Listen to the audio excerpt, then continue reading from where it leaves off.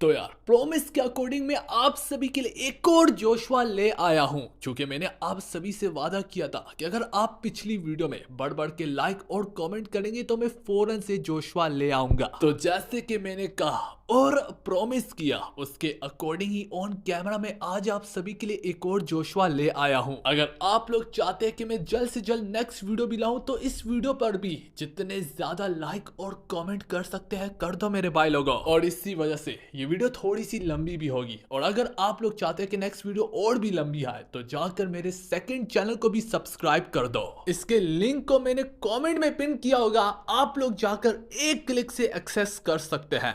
तो यार हमारी एपिसोड की शुरुआत वहीं से होती है जहां पर हम एक अनजान आवाज को सुन पाते हैं जो कि जोशुआ से ये कहती है कि मैं तुमसे काफी ज्यादा परेशान हो चुकी हूँ। और यहाँ पर तो जोशुआ को लग रहा था कि असल में ये आवाज बेल बेल मतलब कि डिक ओरेविस की है, लेकिन यहाँ पर जोशुआ का लूगिया उससे करेक्ट करते हुए कहता है कि ये बेल बेल नहीं है बल्कि इसकी जगह कोई और है। और तब फिर कहीं जाकर हमें बताया जाता है जिसकी आवाज को हम पोर्टल के पीछे से सुन पा रहे होते हैं वो असल में कोई और नहीं बल्कि एस्मोडियस डीमन होता है। अब यहाँ पर इस सिचुएशन को समझने के लिए हमें एस्मोडियस डीमन के बारे में भी जानना काफी ज्यादा जरूरी है, जिस वजह से हमें यहाँ पर एस्मोडियस डीमन के बारे में बताया जाता है। वैसे तो एस्मोडियस का रैंक 32 है डीमंस के बीच में, पर एक वक्त में वो 7 शक्तिशाली डीमन में से एक हुआ करता था जिसके पास इस कदर पावर ऑफ इवल पाई जाती थी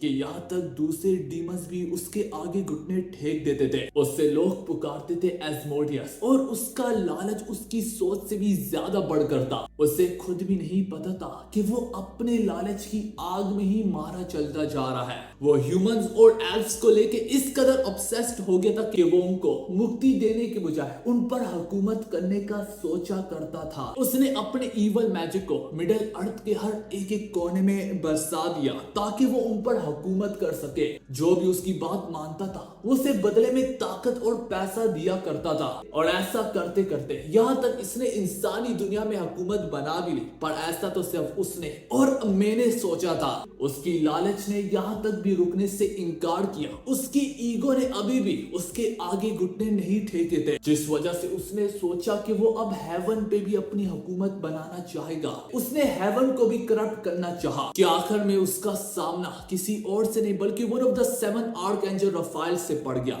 उन दोनों के बीच में जो बैटल था वो एकदम पूरे तरीके से कड़कदार था, और शायद से देखने वाले की जान को ही वो वहीं पर नोच लेते। और वो जिस तरीके से आपस में क्लैश करते थे मानो के जैसे कि वही अर्थ और हेवन का अंत हो। यहाँ पर एस्मोडियस डीमन को भी यही लगता था कि वो हर बाड़ी की तरह पहले की तरह ही कामयाब हो जाएगा कि यहाँ पर आखिरकार रफाइल ने उससे रोक ही लिया। अल्थो इस बैटल में दोनों के दोनों काफी ज्यादा सिवियर इंजर्ड हुए थे और बैटल लड़ने के आगे काबिल नहीं थे। और चूंकि ये इतना पुराना वक्त है, फाइनली इतने सैकड़ों सालों के बाद एस्मोडियस डीमन ने फाइनली अपने आप को आज दोबारा से दिखाया, और वो पोर्टल के पीछे से अब जोशुआ के थ्रू कम्युनिकेट कर रहा है। वो जोशुआ से कहता है कि तुम काफी ज्यादा इंटरेस्टिंग पर्सन हो। मुझे शुरू से इंसानों में इंटरेस्ट रहा तो है, लेकिन मैंने आज तक तुम जैसा फैसिनेटिंग ह्यूमन नहीं देखा। तुम वाकई में सारे के सारे बाकी व्यक्तियों से अलग हो। जोशुआ उसे बोलता है कि भौंकना बंद करो और सामने आओ अगर तुम इतना ही दम रखते हो। वो जोशुआ को इंपेशेंट बुलाते हुए कहता है कि इतना रश करने की क्या ही जरूरत है, इतनी जल्दबाजी करने की क्या ही जरूरत है जोशुआ,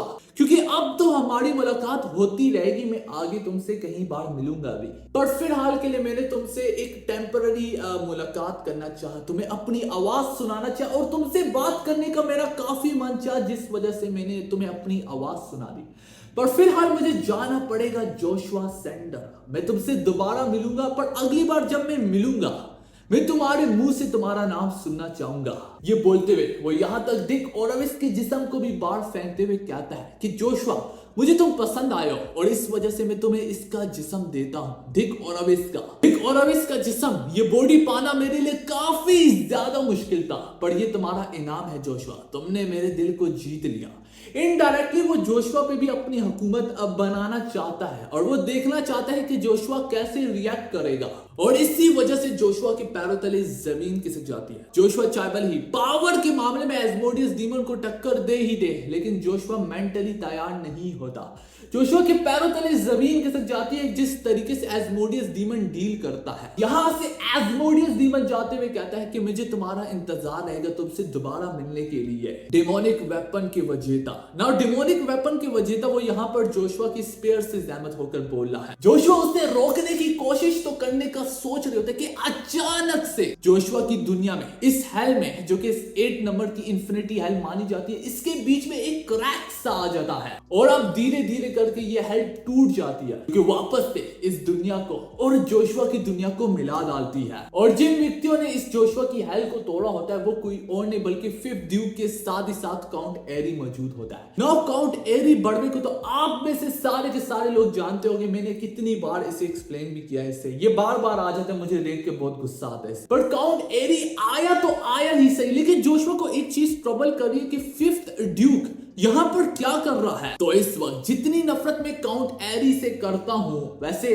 पर्सनली दुश्मनी नहीं है, लेकिन जितनी नफरत मैं काउंट एरी से करता हूं इससे कई गुना ज्यादा यहां पर जोशुआ 5th ड्यूक को देखकर हैरान हो रहा होता है कि ये साला यहाँ पर क्या कर रहा है। ना दोस्तों, क्योंकि 5th ड्यूक आ चुका है, ये बहुत बड़ी चीज है। पॉलिटिकल मामले में पूरी गेम अब चेंज हो चुकी है। यहाँ पर इस चीज को आप लोगों को समझना चाहिए। जोशुआ उससे पूछता है कि हेड ऑफ कमांडर रोड और मेरे बाकी सारी की सारी फोर्सेस कहां पर है। तो 5th ड्यूक आगे से कहता है फिक्र मत करो, उन सबको मैंने मेडिक टीम के हवाले किया है, लेकिन जोशुआ मैं तुमसे कुछ पूछना चाहता हूं कि इस वक्त जो मैंने एक गिलास पकड़ा हुआ है, क्या तुम इससे वाकिफ हो? ये क्या चीज है? इसके हाथ में ये वाइन ग्लास देखकर जोशुआ थोड़ा सा परेशान हो जाता है कि इसके हाथ में ये कहां से आया। तो आगे से 5th ड्यूक कहता है कि ये तो मुझे 4th प्रिंस ने कहा था कि ये सेफ के अंदर पाई जाती है, तो मैं सेफ के अंदर गया और इस आइटम को बाहर लेके आ गया।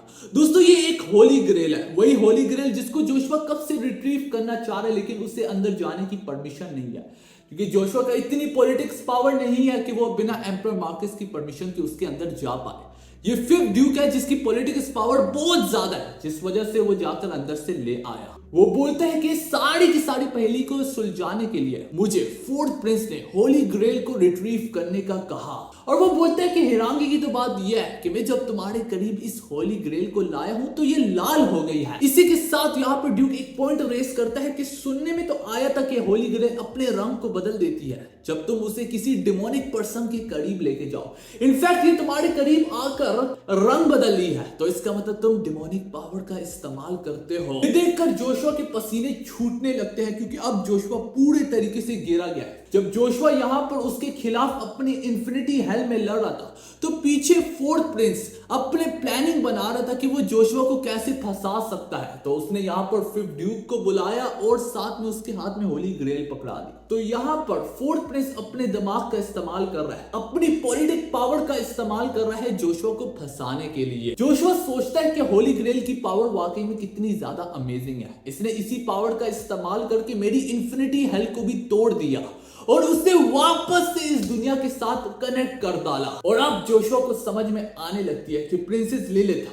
मून हेडक्वार्टर की लीडर आखिर क्यों इसमें अपने हाथ पाड़ने के लिए इस कदर बेताब थी। और अब काउंट एरी जोशुआ के खिलाफ अपनी सोट को लहराते हुए कहता है कि तैयार हो जो जोशुआ, तुम डिमोनिक पावर का इस्तेमाल कर सकते हो, इसका मतलब है कि तुमने लॉ को तोड़ा है। वो ये कहता है कि मुझे आज तक ये समझ में नहीं आई कि तुम्हारे पास डिमोनिक पावर पाई कहां से जाती है। प्लस डिमोनिक पावर का इस्तेमाल रूल्स वगैरह को बनाने के लिए किया जाता है। तो यहाँ पर जोशुआ पॉलिटिक्स मामले में ट्रबल में है और अब जोशुआ की ऐसी कोई पिक्चर साबित हो रही है कि जोशुआ भी इसमें कहीं ना कहीं इन्वॉल्व था। ये कुत्ते का बच्चा काउंट एरी सेवरल टाइम जोशुआ के रास्ते में पहले भी आ चुका है और ये मुझे बिल्कुल पसंद नहीं है। अब मुझे इससे पर्सनली दुश्मनी नहीं है, लेकिन ये बंदा अंदर से जोशुआ को तोड़ देता है। मैं चाहे इससे नफरत तो कर दूं, लेकिन मैं इसकी काफी ज्यादा रिस्पेक्ट करता हूं। वो इसलिए क्योंकि ये पहला ऐसा बंदा है कि जोशुआ से हारा भी है, लेकिन जो कोई भी आज तक जोशुआ से हारा या फिर वो जोशुआ का साथी बन जाता है या फिर वो जोशुआ से डर के मारे पीछे हट जाता है, लेकिन ये कुत्ते का बच्चा